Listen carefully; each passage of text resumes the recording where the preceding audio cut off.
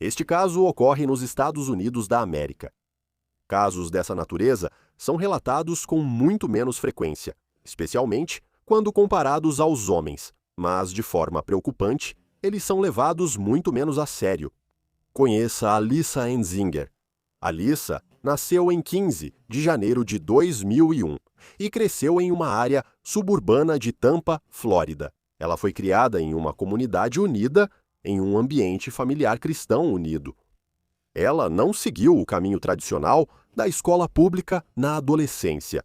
Em vez disso, ela passou grande parte de seus anos de formação dentro de casa sob supervisão constante, em vez de em um ambiente convencional de sala de aula. Ela cresceu com estrutura e supervisão dos pais. Isso a deixou fortemente dependente dos pais, algo que continuou na vida adulta, desde as rotinas diárias até a orientação e apoio. Aqueles que eram próximos a ela a descreviam como quieta e reservada. Ela tinha dificuldade para lidar com situações sociais e achava difícil formar amizades duradouras. Ela logo foi diagnosticada com TDAH, TOC e anorexia. No começo dos seus 20 e poucos anos, ela ainda morava em Tampa, trabalhando em um supermercado local. As pessoas que conviviam com ela todos os dias a descreviam como alguém de fala mansa e socialmente desajeitada. Ela passava despercebida, mas ela saiu do anonimato quando criou uma presença cuidadosamente elaborada nas redes sociais na primavera de 2023. Mas essas não eram contas normais de redes sociais. Ela criou perfis que a apresentavam como uma garota de 14 anos. No TikTok, ela usou o nome Alyssa Zinger, com 2 R, e postava vídeos dela mesma dançando. Um jovem garoto depois lembrou do momento em que a notou pela primeira vez nessa conta. Ele disse que os movimentos de dança dela faziam ela parecer ter 13 anos. Os vídeos fizeram com que ele, junto com vários outros colegas da escola, enviassem uma solicitação para seguir o perfil dela, e eles começaram a compartilhar os vídeos nas conversas em grupo. O rápido compartilhamento entre estudantes de 12 a 15 anos impulsionou o conteúdo dela. Não demorou muito para que conversas privadas em separado começassem a acontecer. Acredita-se que ela dançava de forma infantil para atrair meninos jovens para suas DMs. Ela também tinha um Snapchat. Foi relatado que ela direcionava os meninos para conversar nessa plataforma. Assim, seu suposto aliciamento não poderia ser rastreado. Como todos sabemos, as mensagens diretas no Snapchat desaparecem, a menos que sejam salvas. A conversa começou com trocas leves e casuais sobre a vida escolar e música antes de passar para assuntos pessoais. Ela contou aos garotos que estudava em casa. Isso explicava por que ela não aparecia nas salas de aula da escola e permitia que alegasse ter flexibilidade de horário para se encontrar. Não demorou muito para que as mensagens se tornassem mais frequentes, com ela compartilhando elogios, comentários provocantes e, eventualmente, até fotos e vídeos explícitos dela mesma. E logo, ela começou a se encontrar com esses garotos. O primeiro encontro na vida real com a pessoa que ficou conhecida como a principal vítima aconteceu no final de maio de 2023. Alyssa vinha conversando com ele pelo Snapchat. De acordo com o próprio relato da vítima, no dia 27 de maio, alega-se que Alyssa iniciou um relacionamento sexual com ele. E ela disse ao garoto que já participou de atividades semelhantes com outros menores. Nos meses seguintes, o contato deles virou uma rotina constante de encontros. Eles se encontraram cerca de 30 vezes entre o final de maio e meados de setembro, com quase todos os encontros acontecendo dentro da residência dos garotos no bairro de Hyde Park. Não se sabe se os pais do garoto sabiam desses encontros. Durante esse mesmo período, ela continuou enviando para ele fotos e vídeos explícitos dela mesma pelo Snapchat. À medida que o verão avançava, ela passou a conhecer vários outros colegas de classe dele e trocou o mesmo tipo de imagens e vídeos explícitos com vários garotos. Chegou-se até a alegar que ela convenceu um dos garotos a enviar vídeos dele tendo relações com outras garotas da escola dele. Depois, ela pegou essas gravações e as distribuiu. Como é padrão em casos como este, as vítimas não foram identificadas publicamente e sua identidade está sendo protegida. Então, uma denúncia sobre as atividades dela chegou à polícia de Tampa no dia 19 de outubro. A polícia de Tampa recebeu informações sobre parte do material que estava circulando entre várias crianças na escola, e uma delas conseguiu identificar a Alyssa quando foi interrogada. Ficou claro que algo horrível havia acontecido, e era possível que as crianças não tivessem entendido completamente. Diversos meninos da escola foram interrogados no início da investigação. Os detetives prepararam um mandado de busca para dispositivos eletrônicos, contas e materiais relacionados à Alyssa.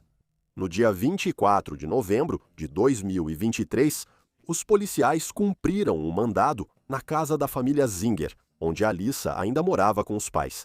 Imagens da câmera corporal da operação foram gravadas na porta da frente.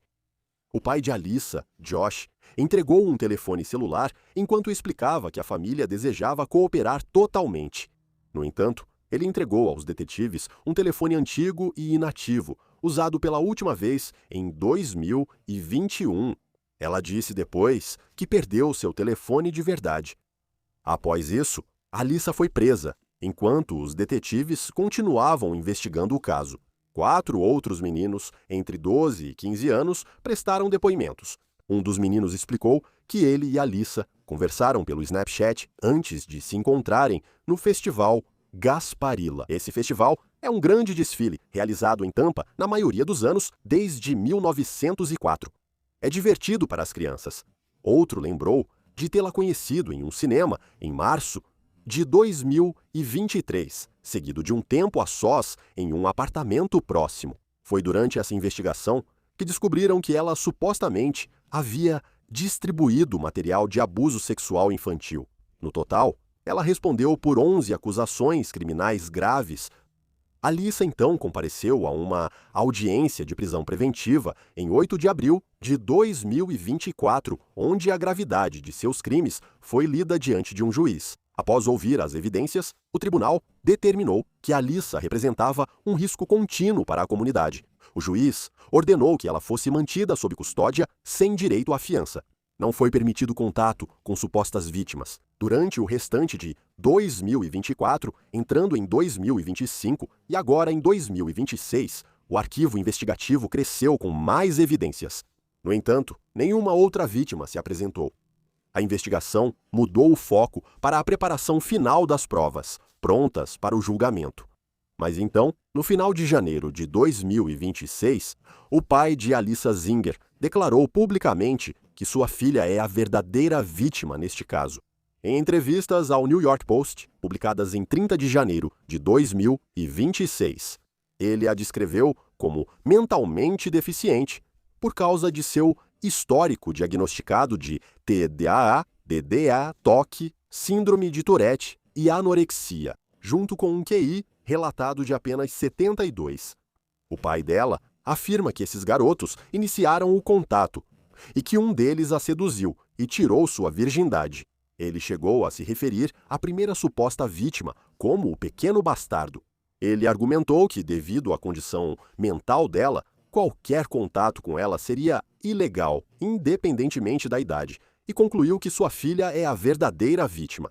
A defesa dela também mencionou seus problemas psicológicos e de desenvolvimento de longa data. Ela foi colocada sob observação de saúde mental, sob custódia, logo após sua prisão. Nenhuma campanha pública mais ampla, grupos ativistas ou outros indivíduos pediram para que ela fosse tratada como vítima. E a cobertura das declarações do pai dela geralmente foi descrita como controversa e bizarra. É difícil pensar que o pai não demonstrou vergonha pelo que sua filha supostamente fez, nem se solidarizou com as vítimas. Talvez seja simplesmente difícil de aceitar. Ela continua presa na cadeia do condado de Hillsborough sem direito à fiança. O julgamento dela está marcado para o dia 26 de maio de 2026, mas essas datas costumam mudar. Nos últimos anos, Alyssa não foi a única autora desse tipo de crime.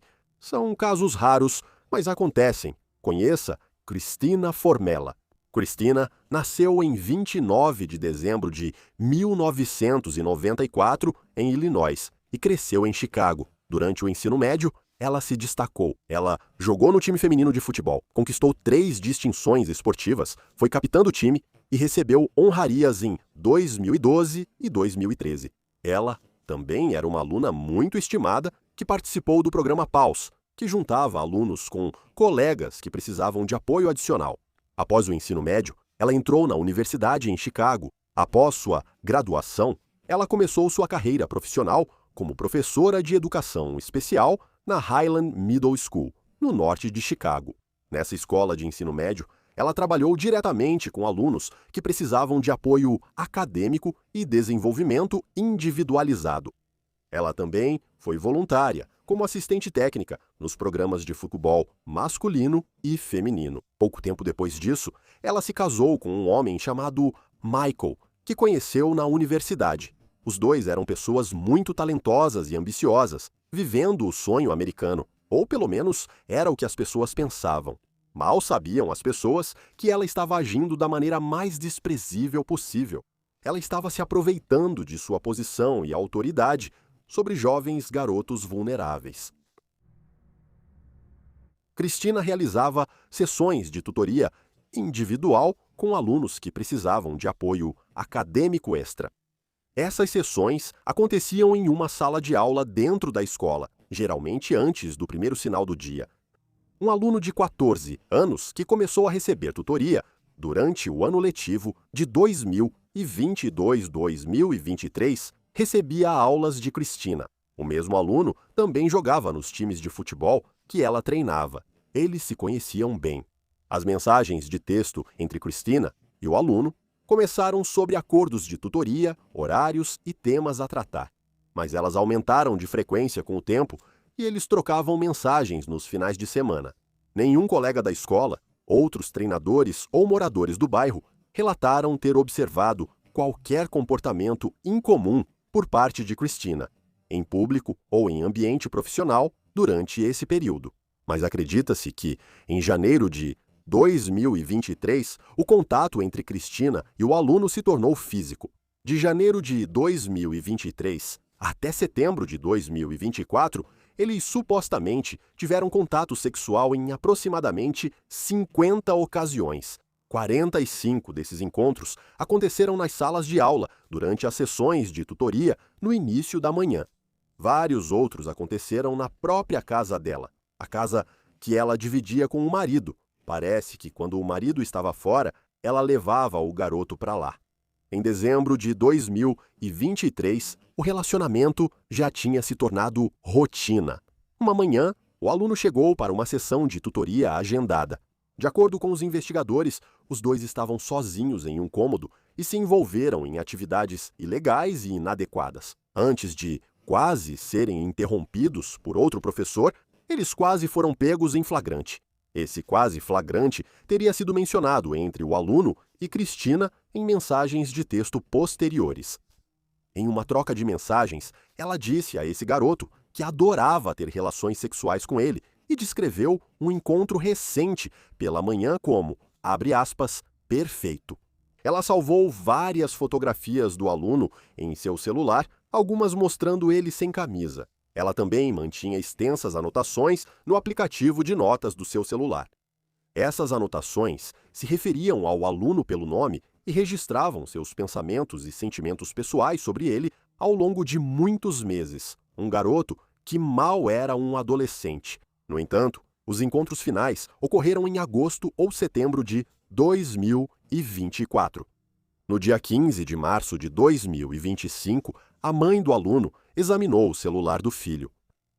Ela, então, descobriu a quantidade e o teor explícito das mensagens trocadas com a professora Cristina. Essas mensagens eram diárias e disse que chegavam a milhares. A mãe entrou em contato com o polícia no mesmo dia. Os detetives entrevistaram o aluno e obtiveram um mandado de busca para o celular de Cristina. No dia 16 de março, os policiais a pararam durante uma abordagem de trânsito e a prenderam.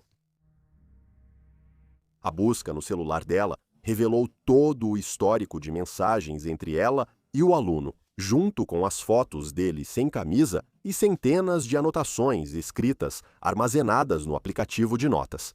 A polícia ficou perturbada. O que tornava tudo ainda mais estranho é que Cristina simplesmente não parecia o tipo de pessoa que faria algo assim. Usando o material digital do celular dela, junto com os depoimentos do aluno, os investigadores montaram o caso contra ela. Na manhã seguinte, em 17 de março de 2025, Cristina compareceu ao tribunal.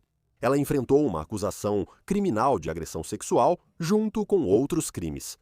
Notavelmente, o juiz a liberou sob fiança, com a condição de que ela não tivesse contato com o aluno ou qualquer pessoa menor de 18 anos e que se mantivesse afastada da escola de ensino médio onde lecionava.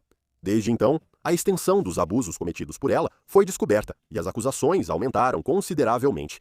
Em junho de 2025, um grande júri apresentou ao todo 52 acusações por crimes graves. Michael, marido de Cristina, não concedeu entrevistas nem fez declarações públicas sobre o caso. No entanto, quando os detetives falaram com ele pela primeira vez no dia da prisão de Cristina, em março de 2025, ele disse que não sabia absolutamente nada sobre o aluno, além do fato de que o garoto jogava futebol americano. Ele parecia estar completamente surpreso e perguntou aos policiais: "Ela está indo para algum lugar?", enquanto eles a levavam sob custódia. Desde então, Michael tem apoiado Cristina em todas as principais audiências no tribunal, mesmo diante dessas acusações. Ele até foi fotografado andando de mãos dadas com Cristina pelo Fórum do Condado, em várias ocasiões. Em todas as vezes, ele sorri para ela e ignora todas as perguntas dos repórteres. Ele continuou morando com ela e não se afastou publicamente de nenhuma forma. Assim como o pai de Alyssa. Será que ele está em algum tipo de negação diante dessas acusações horríveis? Afinal, Cristina supostamente chamou o garoto de perseguidor e teria afirmado que ele era obcecado por ela porque ela era muito bonita, além de culpá-lo por arruinar a vida dela. Cristina se declarou inocente de todas as acusações e enfrentará um julgamento criminal em breve. No entanto, a data ainda não foi definida. Ofensoras em casos como este são muito menos comuns e, por isso, às vezes são ignoradas, incompreendidas ou até totalmente descartadas. A sociedade costuma enxergar as mulheres como menos capazes de agir dessa forma, tornando casos assim ainda mais chocantes quando expostos. Mas o que os torna ainda mais perturbadores é a forma como geralmente são tratados. Quando a agressora é mulher, há uma tendência das pessoas, especialmente dos homens na internet, minimizarem o caso ou até mesmo retratarem a vítima como sortuda. E essa reação diz muito sobre o mundo em que vivemos,